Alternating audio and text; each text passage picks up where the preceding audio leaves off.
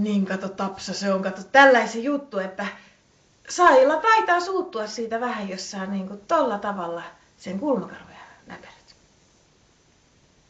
No mutta kato, kun en mä voi sille kato mitään, jos mä oon tän luontoinen henkilö, että mä niinku... Oikeastaan ne tupakka saattaa pompahtaa minne tahansa. Joo, kyllä mä ymmärrän, mutta kato kun Tapsa, et sä voi jatkaa tuollaisella meiningillä, kato kun se pian oikeesti karkottaa naiset. Minna, mitä sä oot homma mieltä tästä mun jutusta? Ei, sano sä nyt kova sana. No kuule, mä oon sulle jo etukäteen varoittanut näistä. Sä et voi naisten kanssa käyttäytyä tollain. Ja siis mä oon edelleen sitä mieltä, että Saila on loukkaantunut tästä ja sun pitää pyytää siltä anteeksi. Ihan tällä julkisesti voit pyytää. No mä oon sitä mieltä, ei.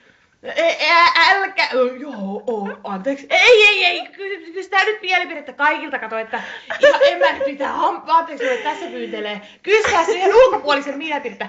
Haluatko sä, Kapanen, että mä pyydän anteeksi Sailalta?